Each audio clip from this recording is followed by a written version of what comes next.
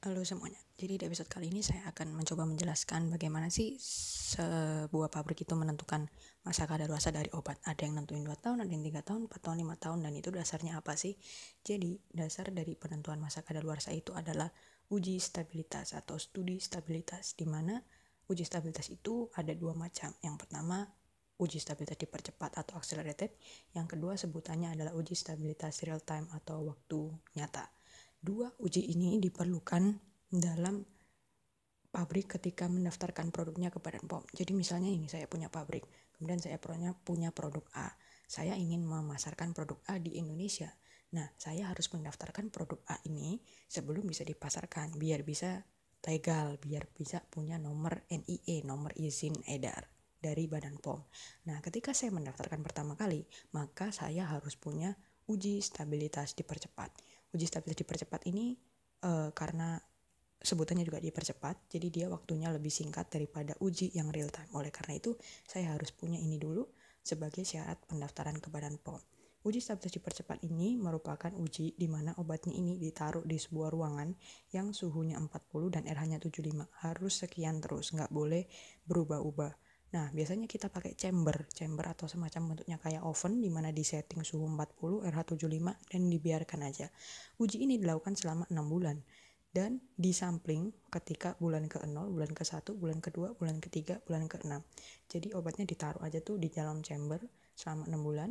Ketika bulan ke-1 kita ambil sedikit dan kita uji. Dilihat apakah ada perubahan dari pemberian, dari penampakannya, warna obatnya berubah nggak dari asalnya. Kemudian kadarnya turun apa enggak, kemudian mikrobanya gimana, bagus atau jelek profil mikronya, seperti itu. Bulan kedua ambil lagi sedikit, kemudian diuji lagi bulan ketiga sampai bulan ke-6.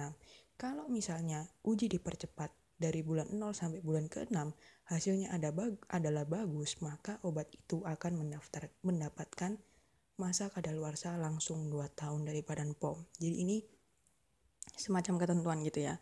Kalau misalnya dipercepatnya oke, maka dia akan dapat 2 tahun. Nah, gimana terus kalau ada obat yang ED-nya bisa sampai 3 tahun, 4 tahun, 5 tahun? Nah, itu dibuktikan dengan hasil uji real time atau hasil uji waktu nyata. Nah, ketika kita mau melakukan uji real time ini, maka dipakai suhu yang berbeda sama uji yang dipercepat. Uji yang dipercepat itu suhunya lebih tinggi karena namanya aja dipercepat. Jadi kita ingin mengetahui kalau obat itu dipaparkan di suhu ekstrim. Suhu ekstrim ini suhu 40. 40 itu kan udah panas banget ya kan.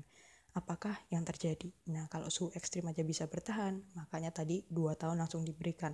Kalau di uji real time itu pakai suhu 30 RH 75. RH-nya di sini sama karena RH-nya ini anggapannya dibagi daerah Indonesia kan daerah tropis, makanya RH-nya biasanya 75, suhunya 30 lebih rendah. Dan waktu pengamatan samplingnya adalah bulan ke-0, 3, 6, 9, 12, 24, 48 sampai tahun berikutnya. Kalau misalnya kamu mau 5 tahun berarti sampai umur bulan ke-60, seperti itu. Nah, di antara waktu-waktu itu akan disampling terus diuji lagi. Gimana sih penampakannya, masih bagus enggak, kadarnya bagus enggak, mikrobanya bagus enggak. Dan kalau misalnya kalian sudah dapat uji misalnya 3 tahun gitu ya, umur 3 tahun, umur 36, kalian submit ke Badan POM, maka nanti Badan POM akan memberikan izin edar. Oke, berarti obatmu bisa kadaluarsa 3 tahun.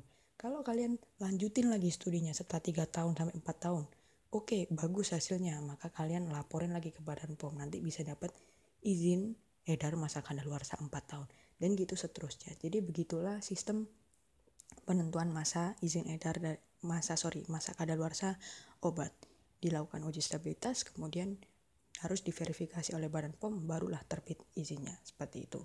Nah, produk yang diuji stabilitas tadi harus menggunakan formula, proses, dan kemasan yang sama dengan produk yang akan diedarkan di pasaran ya kan. Karena kalau beda ya berarti studinya nggak valid dong. Masa ketika studi stabilitas pakai formula A terus yang dipasarkan pakai formula B, kan ya nggak match gitu. Jadi harus sama biar memang benar-benar bisa dibuktikan obat ini benar-benar baik selama masa izin edarnya itu tadi. Oke, sekian dulu video kali ini. Semoga memberi manfaat dan wawasan baru. Sekian, sampai jumpa.